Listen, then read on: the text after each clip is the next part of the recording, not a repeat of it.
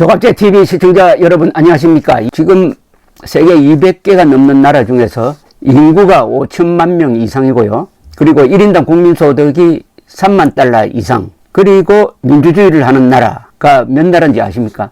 많지 않습니다. 미국, 일본, 독일, 프랑스, 영국, 이탈리아, 그리고 한국입니다. 미국, 일본, 독일, 프랑스, 영국, 이탈리아, 한국 7개 나라입니다. 민주주의 불모지대, 산업혁명을 가장 늦게 시작한 나라가 나라를 세운 지 70여 년 만에 세계 7대 민주강국이 된 겁니다. 세계 7대 민주강국이 됩니다. 위대한 문명 건설입니다. 세계 역사에 유례가 없습니다. 누구 덕이냐? 국민 전체의 노력이라고 하면은 말이야 쉽죠.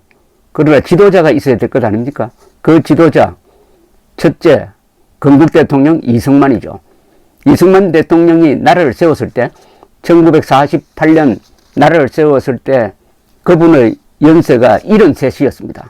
2년 뒤에 김일성의 남침으로 전쟁이 일어났을 때 나이가 75이었습니다. 이분이 75살에 잠도 안 자고 전쟁을 지도한 모습을 보면은 초인적입니다. 이분이 돌아가셨을 때가 90이었습니다. 이승만 대통령은 2번 나라를 구했는데 70대의 권력을 잡고 2번 나라를 구했습니다.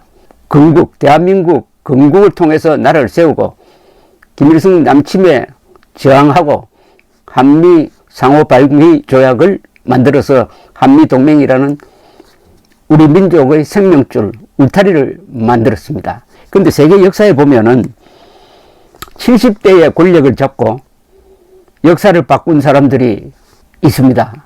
지금부터 소개해드릴 5명이 있습니다. 그리고 6번째가 조 바이든이 될 가능성이 있습니다. 조 바이든은 취임할 때는 78살입니다. 미국 역사상 최고령 대통령입니다.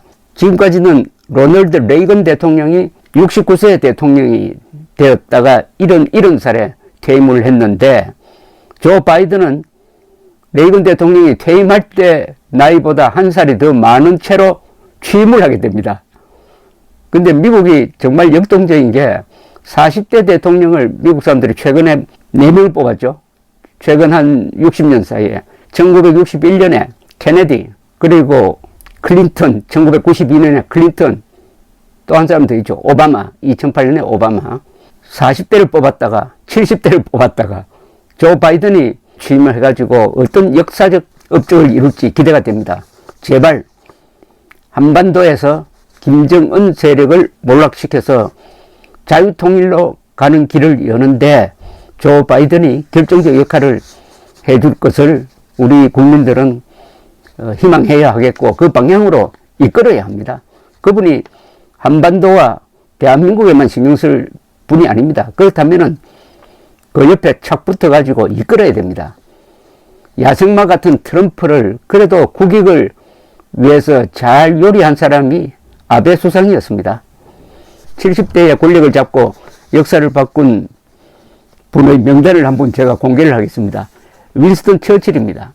1974년 출생했는데 이분이 2차 세계대전이 일어나서 전시 내각의 총리가 되었을 때가 66세, 물러날 때가 71살입니다. 그리고 놀라지 마십시오. 77세에 또 복귀가 돼가지고요. 81세까지 재임을 했습니다. 바이든하고 나이가 비슷하게 겹치네요. 철저한 반공 자유민주주의자로서 히틀러에 맞서가지고 유럽을 지켜내고 그리고 2차 세계대전 때 미국, 소련과 손잡고 승리를 거둔 다음에 소련이 서구를 위협하니까 소련을 철의 장막이라고 부르면서 반공 노선을 견지했던 위대한 영국인이죠. 1965년 91세로 사망했는데 2차 세계대전 회고록으로 노벨 문학상을 받았습니다. 이승만 대통령은 75년에 출생을 했으니까 처칠보다 1살 아래입니다. 해외 독립운동을 이끌다가 70세에 귀국해가지고 공산주의자들의 도전을 물리치고 건국을 주도했습니다. 73세에 대통령이 된 후 12년간 재임했습니다. 이 기간 반공자유민주주의 체제를 확립하였고 한국전을 지도해가지고 자유진영과 조국을 지켰습니다. 건국과 호국의 지도자로서 2번 나라를 살린 사람입니다. 1965년 90세에 하와이에서 별세하셨습니다. 옥중에서 쓴 독립정신 등 여러 권의 책이 있습니다. 세 번째, 콘라드 아데나워 독일 수상입니다.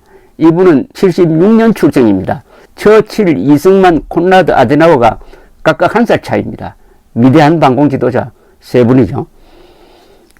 아데나워는 젊은 시절 쾰른 시장을 지내면서 바이마르 공화국의 수상 후보로도 거론되었습니다. 그러나 나치가 집권하자 히틀러의 탄압을 받았습니다. 독일 패전 후에 정계에 복귀해가지고 기독교 민주당을 만들었습니다. 아데나워는 가톨릭입니다. 73세이던 1949년부터 87세이던 1963년까지 수독 총리를 지냈습니다. 1967년에 91세로 사망했습니다. 그는 나치의 과거 잔재를 청산하고 한국전이 발발하자 수독을 재무장시켜 북대서양 조약기구 즉 나토의 중요한 일원으로 가입을 해가지고 소련과 대결하는데 앞장섰습니다. 서독과 서구를 이간질시키려 한 스탈린의 중립화 통일 제의를 거부한 사람입니다. 개혁적 천주교 신앙에 뿌리를 둔 그의 반공적 자유민주 노선은 콜 총리 시절에 독일 통일로 결실되었습니다. 지금도 독일 정치의 주류를 이루고 있습니다. 기독교 민주당이. 한때 이런 말이 있었습니다. 유럽에 아데나워가 있고 극동에는 이승만이 있다. 두 반공 지도자를 냉전시대에 그렇게 일컬었습니다. 네 번째는 누구냐? 샤를 드골입니다. 프랑스 대통령. 1890년에 출생을 했습니다. 1차 세계대전 때는 베르당 전투에 참여하였다가 독일군의 포로가 된 적도 있습니다. 프랑스 군의 이 기갑 전략을 입안한 유명한 이 이론가기도 했습니다. 기갑 전술에 대한 책을 썼는데 독일군이 오히려 참고를 했다고 합니다.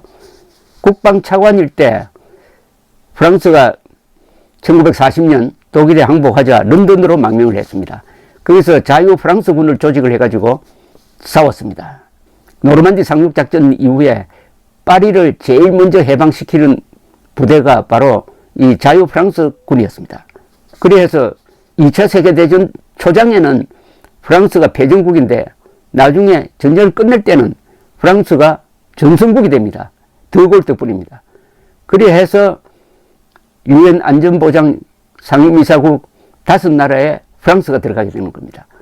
이 무너졌던 프랑스를 다시 일으켜 세운 사람입니다. 그러다가 전후에 잠시 은퇴했다가 1958년 알제리 독립 문제로 나라가 내전 직전으로 몰리자 국민이 은퇴해 있던 드골을 다시 불러냈습니다. 그때 드골이 요구를 했습니다. 개헌을 해야 된다. 내각제로는 안 된다. 그래서 대통령 중심제로 가서 새로운 공화국을 열었습니다. 69세에서 79세까지 70대 대통령직을 수행을 하면서 프랑스를 핵무장 국가로 만들고 나토에서는 탈퇴하고 그러나 미국과는 선의의 경쟁을 하면서 과학기술 발전에 주력을 해가지고 프랑스가 다시 과거의 영광을 찾는데 앞장섰습니다. 철저한 반공공화주의자였습니다. 드골이 아니었으면 2차 세계대전 이후에 프랑스는 공산화됐을 가능성이 큽니다. 다섯 번째는 누구냐? 로널드 레이건 대통령입니다. 1911년에 태어난 레이건은 70세에 대통령이 되어가지고 78세에 물러날 때까지 대소 강경 정책으로 공산 진영의 붕괴를 유도한 사람입니다. 기독교적 반공 자유 투사로서 죄를 미워하라, 그러나 죄인은 사랑하라 라는 신조를 갖고 있었다고 합니다. 아주 부드러운 사람이었습니다. 그러나 강철 같은 심장을 가지고 있었던 사람입니다. 그야말로 외유내강 그리고 유머 감각이 특출한 이분은 93세이던 2004년에 사망했습니다. 처칠, 이승만, 아데나워는 1살씩 차이가 나고요. 이 세 사람은 처칠, 이승만, 아데나워는 2차 세계대전 후 소련이 팽창 정책을 쓸 때 이를 저지해가지고 자유진영을 지켜낸 3대 인물이라고 볼 수가 있습니다. 30대 정치 인생의 전성기를 보냈던 사람이니까 이분들이 그동안에 쭉 70 60대가 될 때까지 경험했던 그 경륜과 안목과 리더십과 인맥이 70대의 권력을 잡으면서 꽃을 피워가지고 역사를 바꾸고 나라를 지켜낸 공통점이 있습니다. 이 5명, 레이건, 드골, 아데나워, 이승만, 처칠의 공통점을 한번 뽑아보면 이렇습니다. 첫째, 기독교의 바탕을 둔 신념의 반공자유투사였습니다. 둘째, 건강이 출중했습니다. 세 번째, 드골을 뺀 네 사람은 90세 이상 장수했습니다. 체력이 좋았다는 거죠. 네 번째, 패배를 딛고 정상에 도달하였습니다. 다 이분들은 7.8기 한 사람들입니다. 다섯 번째, 처칠, 드골, 이승만, 레이건은 대문장가였고 명연설가였습니다. 이분의 지성, 그리고 신념 또는 권력 의지, 놀라운 역사 감각이 자유를 지켜내고 나라를 키우고 그리하여 세계에 기여한 위대한 70대 지도자, 거기에 조 바이든이 이름을 올리게 되기를 기원해 봅니다. 감사합니다.